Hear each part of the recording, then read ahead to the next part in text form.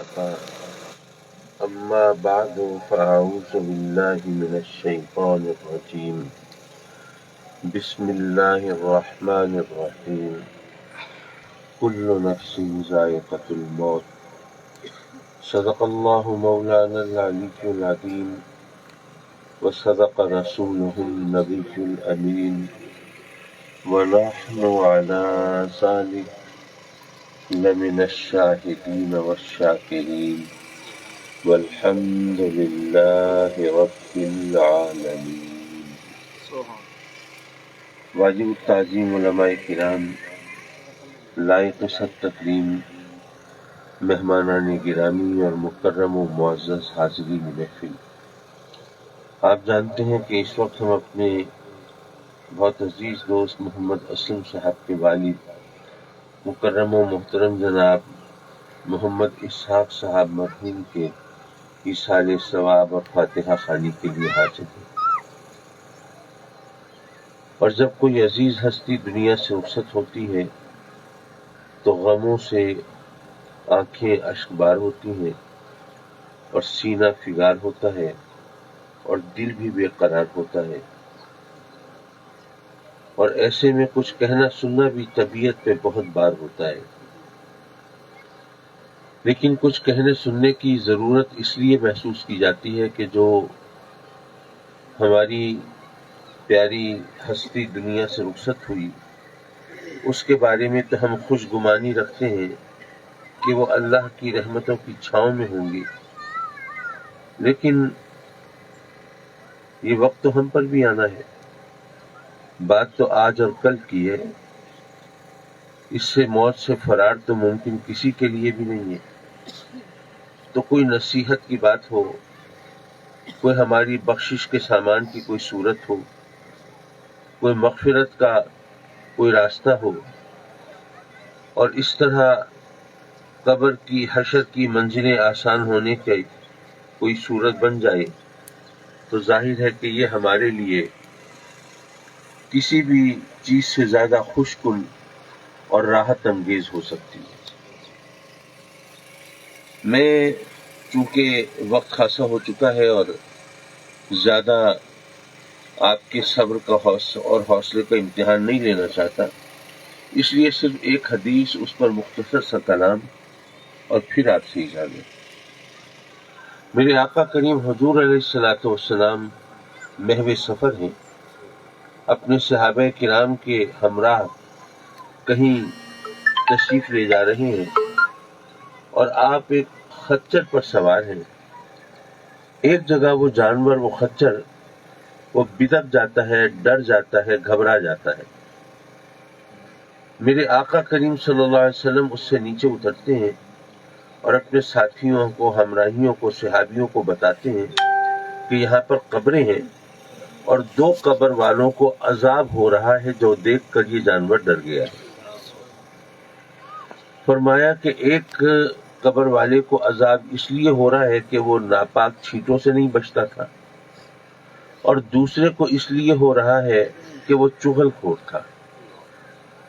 پھر ایک روایت اور حدیث کے مطابق 7 کھجور کے درخت ہیں، تو آقا کریم صلی اللہ علیہ وسلم وہ کھجور کی ٹہنی یا شاخیں توڑ کر وہ ان قبروں پہ ڈالتے ہیں اور فرماتے ہیں کہ جب تک یہ پتے تر و تازہ ہیں، سرسبز ہیں، شاداب ہیں، ہرے بھرے ہیں، اس وقت تک ان پتوں کی حمد و تسبیح سے قبر والوں کے عذاب میں کمی ہوتی رہے گی۔ یہ حدیث آپ نے پہلے بھی سنی ہوگی، اور ظاہر ہے کہ میں نیا قرآن اور نئی حدیث تو نہیں سنا سکتا۔ قرآن بھی وہی، حدیث بھی وہی، صرف سننے، سنانے اور سمجھنے سمجھانے کا انداز بدل جاتا ہے۔ پہلی بات سمجھنے کی یہ ہے کہ اگر کوئی وزیر یا کوئی افسر کسی جیل کے معائنے پہ جائے اور قیدیوں سے اس کی ملاقات ہو تو کیا قیدیوں کو دیکھ کر اس کو پتہ چل جائے گا کہ اس کو کس جرم میں کتنی سزا ہوئی ہے؟ ظاہر ہے کہ صرف دیکھنے سے، ملاقات سے پتہ نہیں چلے گا، یہ تو اس کی وہ فائل دیکھے، اس کی کیس ہسٹری سٹڈی کرے تو تب پتہ چلے گا۔ میرے آقا کریم جس جانور پر تشریف فرما ہے وہ جانور عذاب قبر دیکھ کے ڈر گیا ہے. عذاب قبر دیکھ لینا بھی کوئی معمولی بات تو نہیں ہے، لیکن چلیے ایک کام ہو رہا ہے اس کو دیکھ لینا، یہ پھر بھی قرین قیاس ہے، بات سمجھ میں آتی ہے. لیکن یہ عذاب کیوں ہو رہا ہے یہ تو پتہ اس وقت چلے گا جب نامہ اعمال پر بھی نگاہ ہوگی. دوسری بات یہ کہ قبر کے عذاب کو دیکھ کے ڈر گیا ہے. قبر کسے کہتے ہیں؟ ممکن ہے آپ کہیں یہ بھی کوئی بات ہے، قبر کسے کہتے ہیں؟ آپ کو ابھی تک یہ نہیں پتا، چلے قبرستان میں دکھا لاتے ہیں. میں عرض کروں گا کہ جو زمین میں گڑھا کھود کے ہم مردوں کو دفناتے ہیں، اپنے پیاروں کو مٹی دیتے ہیں، جس کو ہم قبر کہتے ہیں، اصل میں یہ قبر نہیں ہے.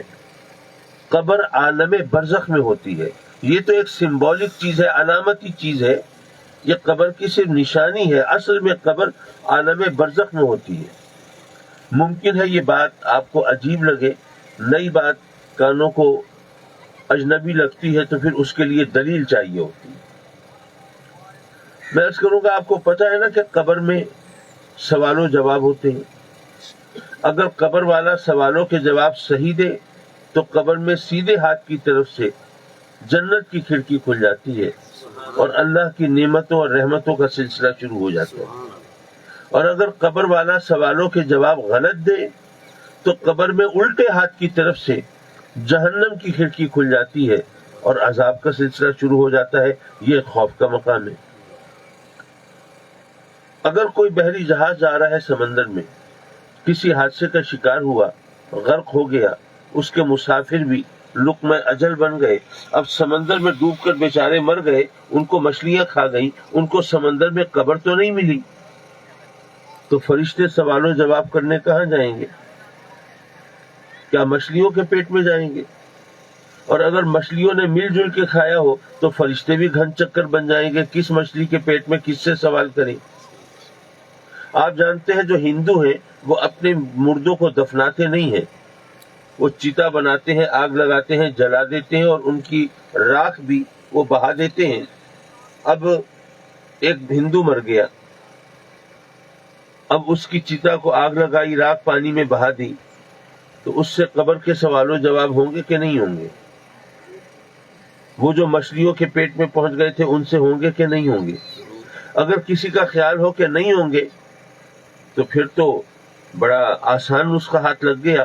جس بندے کے نامہ اعمال میں نیکیاں نہ ہو، جس کے کرتوت اچھے نہ ہو، تو لوگ کہیں کہ یار اس کے ساتھ قبر میں اچھا سلوک نہیں ہوگا، اس کو قبر میں نہیں دفنانا چاہیے، جو ہوگا آخرت میں دیکھا جائے گا، اس وقت تک تو جان چھوٹتی ہے.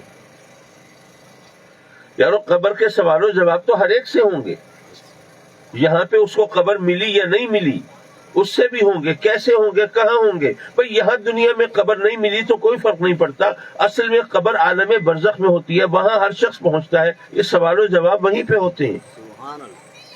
اگر ابھی بھی کوئی اگر مگر ہو تو کوئی ایک اور حدیث سے رہنمائی لے لیتے ہیں. میرے آقا کریم صلی اللہ علیہ وسلم فرماتے ہیں کہ ہر قبر یا جنت کا باغ ہے یا دوزخ کا گڑھا ہے. ہر قبر یا جنت کا باغ یا دوزخ کا گڑھا. اچھا، کبھی بارشوں سے، کبھی سیلاب سے، کبھی زلزلے سے، یا کبھی ویسے ہی بوسیدہ ہو کر، پرانی ہو کر قبریں دہل جاتی ہیں، کھل جاتی ہیں، بیٹھ جاتی ہیں، اور بعض اوقات مردوں کی ہڈیاں بھی چمکتی ہوئی دکھائی دیتی ہیں. ہو سکتا ہے آپ نے بھی کبھی یہ منظر دیکھا ہو. پھر بعد میں اللہ کسی کو توفیق دیتا ہے تو ان کی مرمت وغیرہ کرا دیتا ہے. ایسا ہوتا ہے نا. کبھی کسی قبر میں آپ کو جنت یا دوزخ کی کوئی نشانی نظر آئی؟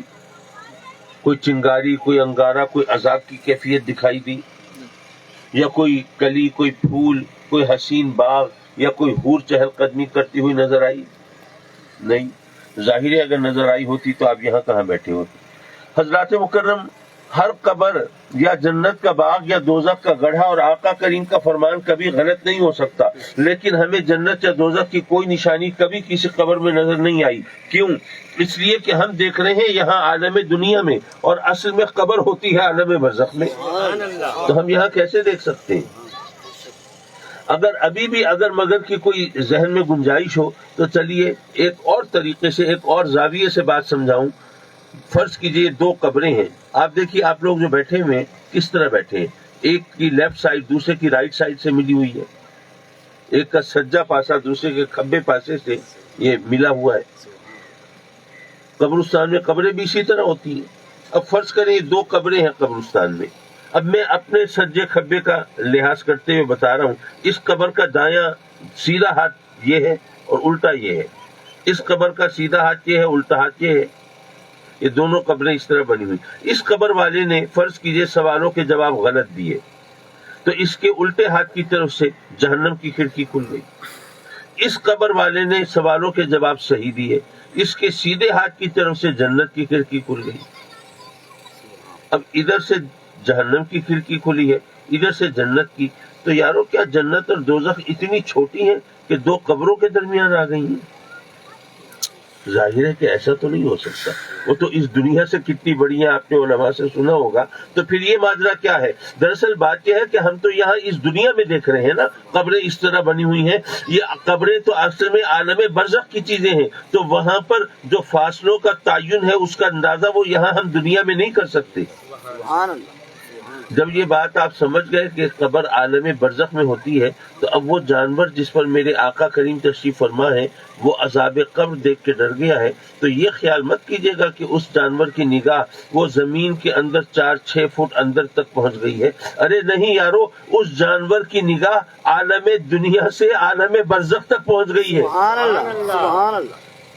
اب جس جانور پر میرے آقا کریم تشریف فرما ہو اس جانور کی نگاہ عالم دنیا سے عالم برزخ تک پہنچ جاتی ہے، تو ذرا سوچو میرے آقا کریم کی اپنی نگاہ کا عالم کیا ہوگا. سبحان اللہ. سبحان اللہ. اور پھر یہ بھی سوچو کہ وہ شہزادے جو میرے آقا کریم کے کندھوں پہ ہوتے تھے ان کی نگاہ کہاں تک پہنچتی ہوگی. سبحان اللہ. حضرات مکرم، یہاں پر دوسری بات جو سمجھنے کی ہے وہ یہ ہے کہ میرے آقا کریم نے فرمایا کہ یہ کھجور کے پتے توڑ کے ڈالے نا ان پر ٹہنیاں شاخیں، تو فرمایا کہ جب تک یہ تر و تازہ ہرے بھرے سرسبز و شاداب رہیں گے اس وقت تک ان کی حمد و تسبیح سے قبر والوں کے عذاب میں کمی ہوتی رہے گی. یہ کھجور کے پتے کوئی غوث کتب ہیں، کوئی ابدال ہیں، کوئی برگزیدہ ہستیاں ہیں، کھجور کی ٹہنیاں اور شاخیں ہی تو ہیں.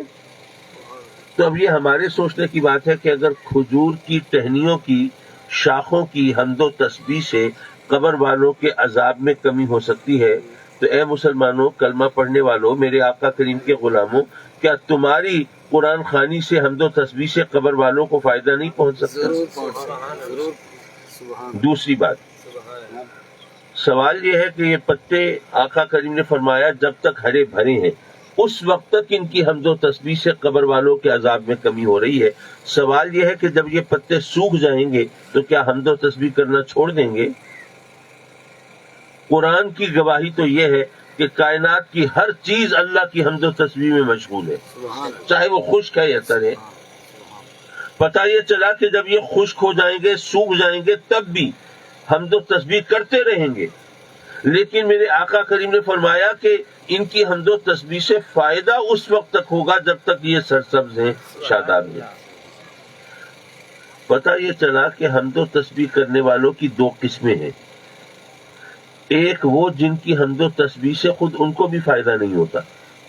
بھئی یہ در و دیوار ہے، یہ پتھر ہے، یہ مٹی ہے، یہ تمام چیزیں ہیں، میز کرسی صوفے وغیرہ، یہ قرآن کے مطابق حمد و تسبیح تو کر رہے ہیں اللہ کی، لیکن کیا ان کے درجات بلند ہو رہے ہیں؟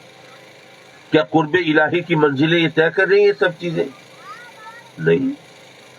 ان کو کچھ حاصل حصول تو نہیں ہے، بس اللہ نے ڈیوٹی لگائی ہے، ڈیوٹی ہو رہی ہے، لیکن مزید کو ان کو فائدہ نہیں ہے. تو حمد و تسبیح کرنے والوں کی دو قسمیں ہیں، ایک وہ جن کی حمد و تسبیح سے خود ان کو بھی فائدہ نہیں ہوتا، اور ایک وہ جن کی حمد و تسبیح سے دوسروں کو بھی فائدہ ہوتا ہے. سبحان اللہ.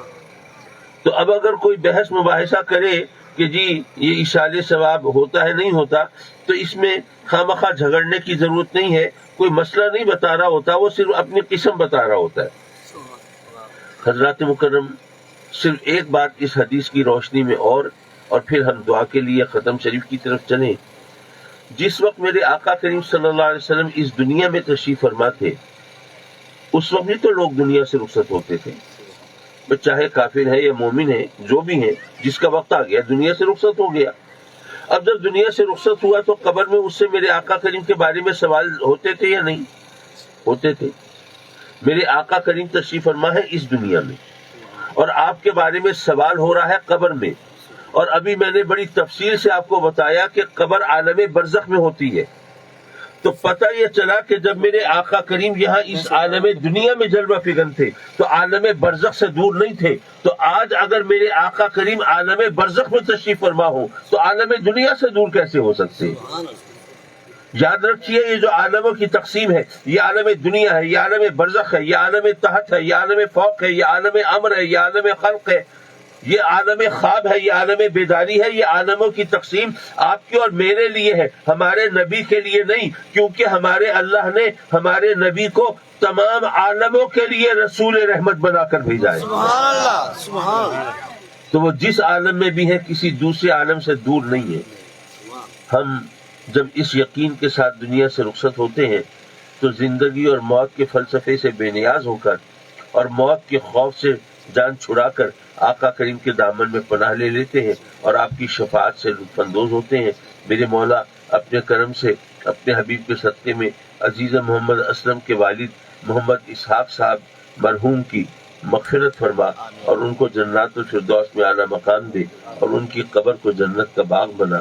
وآخر دعوانا ان الحمد للہ رب العالمین۔